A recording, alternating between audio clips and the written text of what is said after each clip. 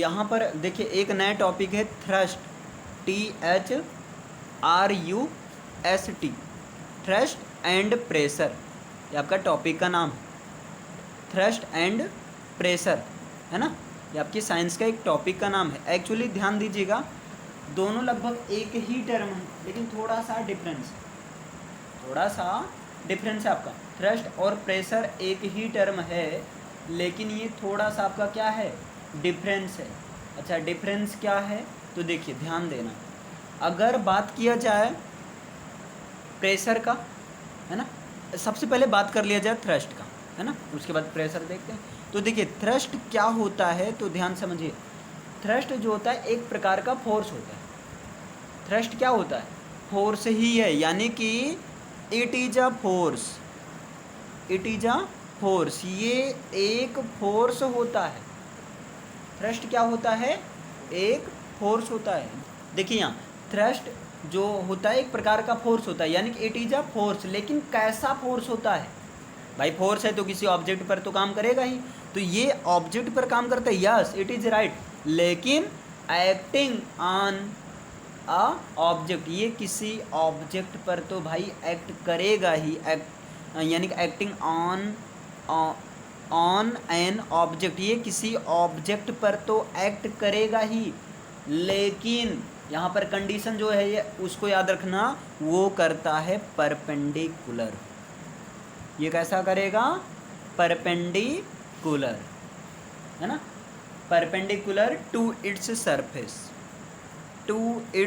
Surface, ये अपने surface के परपेंडिकुलर में करता है। यानी कि अगर कोई पूछ लेता थ्रस्ट क्या है, तो आप क्या बताओगे, थ्रस्ट इज अ फोर्स, ये फोर्स होता है, लेकिन कैसा फोर्स होता है, जो किसी ऑब्जेक्ट पर तो एक्ट होता है, लेकिन अपने सरफेस के परपेंडिकुलर होता है।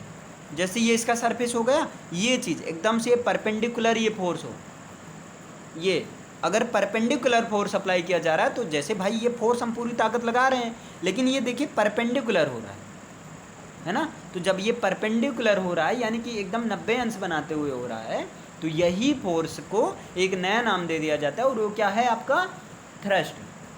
यानी कि अब तो कन्फ्यूजन नहीं है, थ्रस्ट क्या है बताइए। हाँ, थ्रस्ट एक प्रकार से परपेंडिकुलर फोर्स है, यानी कि acting perpendicular force to its surface on any object, किसी ऑब्जेक्ट पर ये जो है फोर्स है जो कि परपेंडिकुलर अप्लाई होता है किसी उसके अपने सरफेस। इतना क्लियर हुआ ना।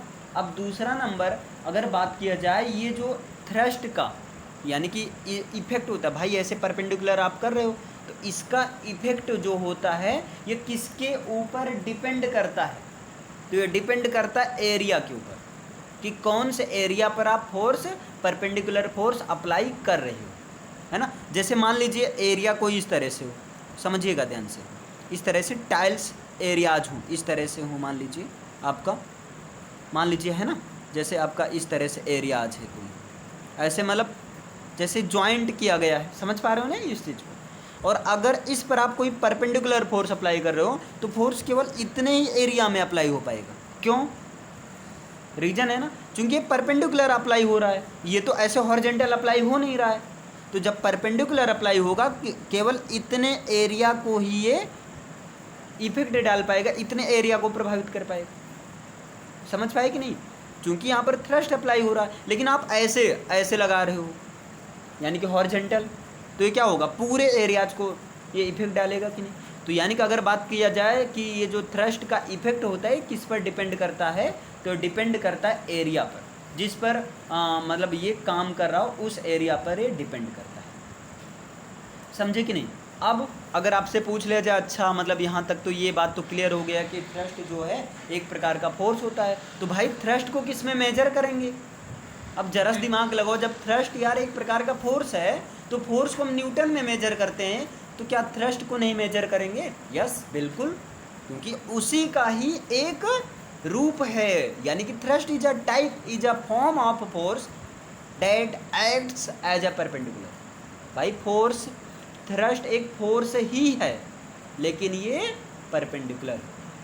डन। तो ये तो पहला पॉइंट हो गया इसके डेफिनेशन की। दूसरा पॉइंट अगर बात किया जाए, जो कि मोस्ट इंपॉर्टेंट है, यानी कि पूछ लिया जाए SI unit, SI means international system of unit, done. तो एसआई यूनिट ऑफ थ्रस्ट, बताइए थ्रस्ट का एसआई यूनिट क्या होगा, तो क्या होगा,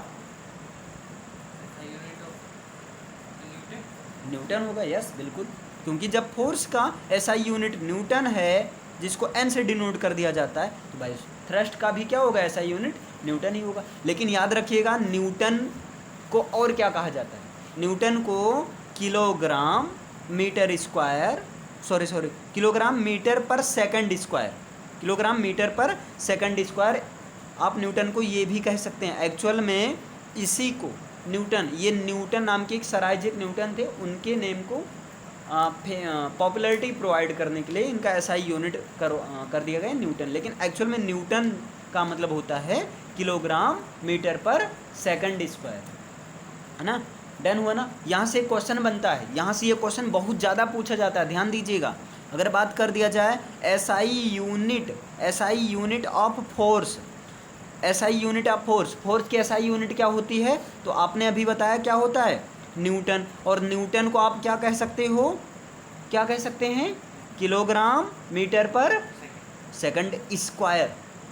फिर यहाँ से एक क्वेश्चन कभी कभी ये पूछ लिया जाता है और पूछा भी गया है कि सीजीएस यूनिट क्या होगी, सीजीएस यूनिट ऑफ फोर्स, यानी कि फोर्स की सीजीएस यूनिट क्या होगी, है ना। तो फोर्स की जो सीजीएस यूनिट होती है डाइन होती है, वो डाइन नहीं जो मूवी में आती है ना, वो डाइन नहीं, चुड़ैल वाली नहीं, है ना। यहाँ डाइन DYNE है। और जैसे यहाँ न्यूटन का मतलब होता है kilogram metre per second square, वैसे डाइन का मतलब होता है, क्या होता है, ग्राम सेंटीमीटर पर सेकंड स्क्वायर, ये चीज़ होता है। और यहाँ बार बार ये क्वेश्चन पूछा जाता है कि रिलेशन बिटवीन, बार बार ये क्वेश्चन पूछा जाता है रिलेशन बिटवीन न्यूटन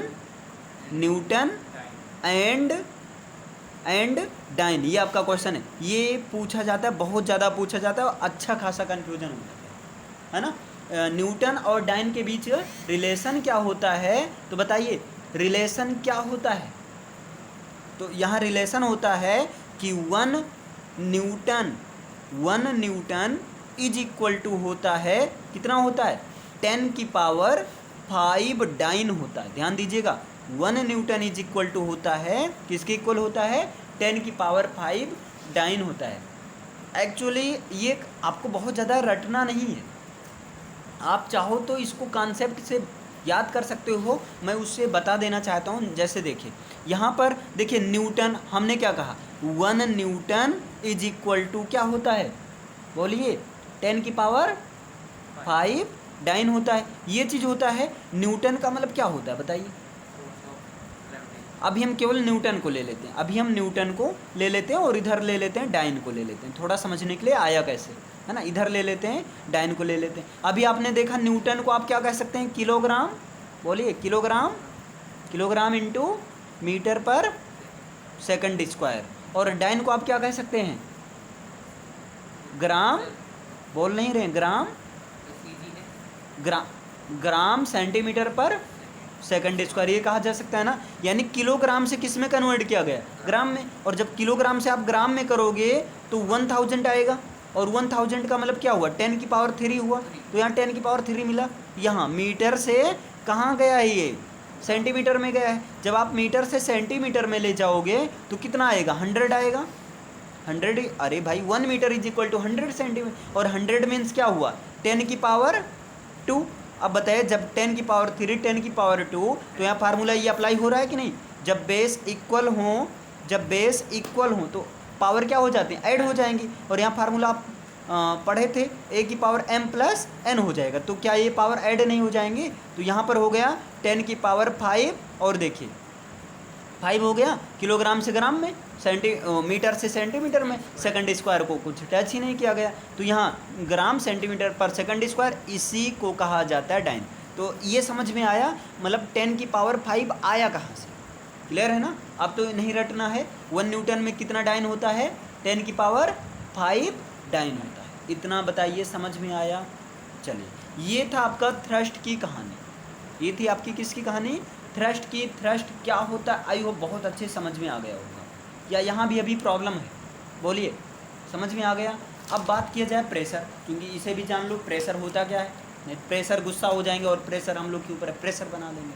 चलिए आइए देखते हैं यहाँ प्रेशर, देखिए PRESS, यहाँ कभी स्पेलिंग भी कन्फ्यूजन हो जाता है, स्पेलिंग ध्यान देना, कई सारे बच्चे SS के प्लेस पर केवल सिंगल S ही लिख देते हैं, प्रेशर है ना। अब देखिए प्रेशर क्या होता है, तो प्रेशर जो होता है एक, देखिए प्रेशर जो होता है फोर्स ये भी होता है, लेकिन एक ये लिमिटेड एरिया में, जैसे प्रेशर यानी कि हम इसकी अगर डेफिनेशन की बात करें तो कह सकते हैं it is the force, it is the force, ये ऐसा फोर्स होता है ना, एक्टिंग, ध्यान दीजिए एक्टिंग है ना, एक्टिंग परपेंडिकुलरली, एक्टिंग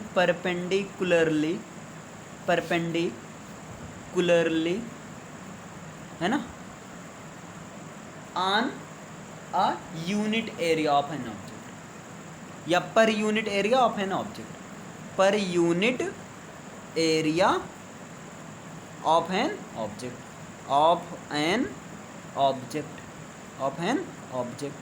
है ना, ये चीज़ आप कह सकते हैं। यानी कि it is the force acting perpendicularly और हॉरिजेंटली, ना दोनों हो सकता है, चाहे वो परपेंडिकुलरली भी हो सकता है या वो हॉरिजेंटली भी, यानी कि कैसा भी हो सकता है। यानी कि ये कहना क्या चाह रहे हैं कि जो प्रेशर होता है भाई, ये जो प्रेशर होता है कोई एक एरिया दिया रहेगा, उस एरिया में, जैसे मान लीजिए ये एरिया है आपका और इस पर आप क्या कर रहे हो, आप किसी हैमर से है ना, मान लीजिए या किसी भी ऑब्जेक्ट से आप इस पर क्या कर रहे हो, मतलब फोर्स अप्लाई कर रहे हो, आप क्या अप्लाई कर रहे हो, फोर्स अप्लाई कर रहे हो, है ना, ये इस तरह से, और आप इस पर फोर्स अप्लाई कर रहे हो।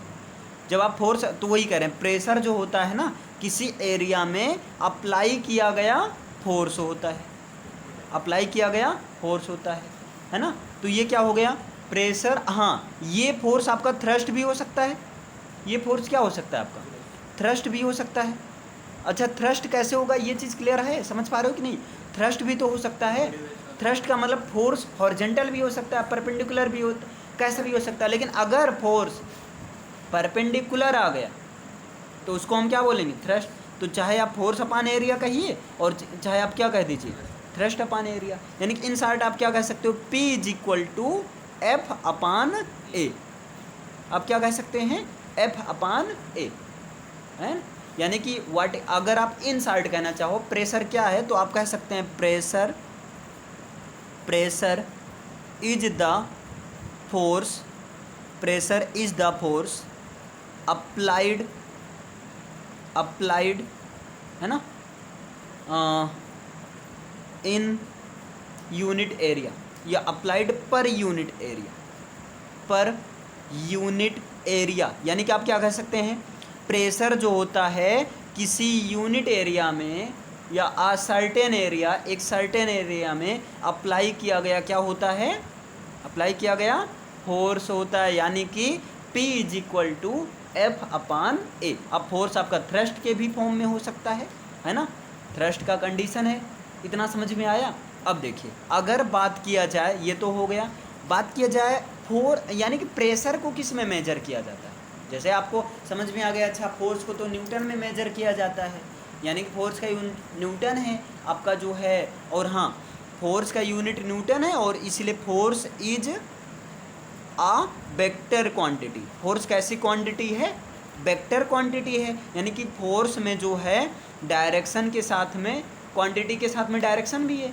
और आपने फिर कहा कि ये it means thrust is also a vector quantity. इसका मतलब जब भाई फोर्स एक वेक्टर क्वांटिटी है तो थ्रस्ट भी क्या होगी, एक वेक्टर क्वांटिटी ही तो होगी, या कुछ और होगी, बताइए। वही होगी या चेंज हो जाएगी, वही होगी ना। लेकिन अब यहाँ प्रश्न आया, क्या प्रेशर भी वेक्टर क्वांटिटी है? नो, इस चीज़ को ध्यान देना, अच्छा खासा यहाँ कन्फ्यूजन हो जाता है। प्रेशर आपका वेक्टर क्वांटिटी नहीं, बल्कि जो है कैसी क्वांटिटी है, स्केलर क्वांटिटी। अच्छा इसका रीजन है, इसका रीज़न ये है, जैसे आप जब यहाँ प्रेशर लगा रहे हो, ऐसे फोर्स लगा रहे हो, तो ये फोर्स इसके साथ में, जैसे आप फोर्स ऐसे अप्लाई कर रहे हो तो फोर्स यहाँ तो लगता ही है, यानी कि नीचे डायरेक्शन में लगता ही है, लेकिन इसके साथ इधर को भी लगता है, ऐसे भी लगता है, ऐसे भी लगता है, ऐसे भी लगता है। नहीं समझे? समझ पा रहे हो कि नहीं ये चीज़, है ना? यानी कि प्रेशर जो है आपका कैसा क्वांटिटी है, स्केलर क्वांटिटी। तो यहाँ पर इस चीज़ को लिख लेना और याद कर लेना अच्छे से, अच्छा खासा कन्फ्यूजन होता है। Pressure is a scalar quantity. Pressure कैसी क्वांटिटी होती है? स्केलर क्वांटिटी होती है। लेकिन फोर्स या थ्रस्ट कैसी क्वांटिटी है? कैसी क्वांटिटी है फोर्स? वेक्टर क्वांटिटी है। फिर एक प्रश्न ये भी बन जाता है, एरिया कैसी क्वांटिटी है? बताइए, एरिया कैसी क्वांटिटी है? Area is a scalar quantity. Area भी आपकी स्केलर क्वांटिटी है, चूँकि एरिया के पास में कोई डायरेक्शन नहीं है, केवल मैग्नीट्यूड ही है। तो प्रेशर और एरिया ये दोनों स्केलर क्वांटिटी है, लेकिन फोर्स और थ्रस्ट ये दोनों आपकी कैसी क्वांटिटी है? वेक्टर क्वांटिटी है। डन है ना? इतना क्लियर? फिर प्रश्न आता है, प्रेशर को किस में मेजर करते हैं? प्रेशर को किस में मेजर करते हैं? तो यहाँ अगर बात कर दिया जाए SI unit, SI unit of pressure, तो जो प्रेशर की यूनिट होती है वो होती है पास्कल होती। याद रखना, एक ब्लेज पास्कल नाम के साइंटिस्ट थे, उन्हीं ब्लेज पास्कल के नाम से ही क्या हुआ? प्रेशर का यूनिट बना, एसआई यूनिट। एक्चुअल में जो पास्कल का जो मेन मतलब है, पास्कल का मेन मतलब है वो होता है न्यूटन पर मीटर स्क्वायर। जैसे अभी आपने देखा था न्यूटन का क्या था? Kilogram metre per second square. वैसे इसका क्या है? न्यूटन पर मीटर स्क्वायर है। याद रखिएगा, क्या है इसका? न्यूटन पर मीटर स्क्वायर है। या आप दूसरा क्या कह सकते हैं? दूसरा आप कह सकते हैं किलोग्राम। दूसरा आप कह सकते हैं, क्या कह सकते हैं? किलोग्राम पर मीटर सेकंड स्क्वायर। ये कन्फ्यूजन हो जाता है, ध्यान देना। अगर किलोग्राम पर मीटर सेकंड स्क्वायर है, अगर क्या है? किलोग्राम पर मीटर सेकंड स्क्वायर, तो इसको हम कहेंगे क्या? पास्कल कहेंगे। लेकिन अगर यहीं पर हो ये दोनों, अगर यहीं पर हो आपका, यहीं पर क्या आ जाए? अगर यहीं पर आ जाए किलोग्राम पर मीटर सेकंड स्क्वायर, सॉरी पर मीटर सेकंड स्क्वायर, तो इस चीज़ को न्यूटन कहेंगे। दोनों में कन्फ्यूजन है, यानी कि पास्कल वाले में क्या है? किलोग्राम पर मीटर सेकंड स्क्वायर, लेकिन न्यूटन वाले में क्या है? किलोग्राम। यहाँ किलोग्राम के ही बाद में पर लग जा रहा है। डन? दोनों में कन्फ्यूज तो नहीं होंगे।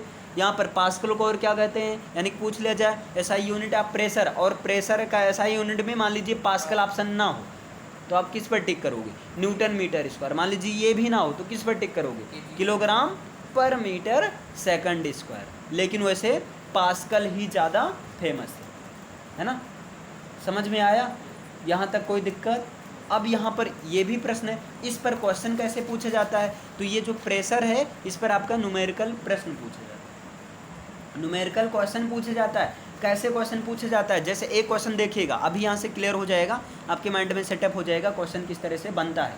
जैसे कह दिया जाए force of 200 newton is applied, force of 200 newton is applied to an object. Force of 100 newton, 200 newton is applied to an object, है ना? Of the area 4 metre square. यहाँ क्वेश्चन क्या कह रहा है कि 4 मीटर स्क्वायर वाले एरिया पर कितना फोर्स अप्लाई किया जा रहा है? 200 न्यूटन अप्लाई किया जा रहा है। फिर क्वेश्चन यही पूछ लेगा find the pressure, find the pressure. तो बताइए प्रेशर कितना यूज होगा, कितना प्रेशर लगाना हो। तो अब ये तो सिंपल सा है, प्रेशर का फार्मूला आपको पता ही कि क्या होता है? प्रेशर इज इक्वल टू क्या होता है?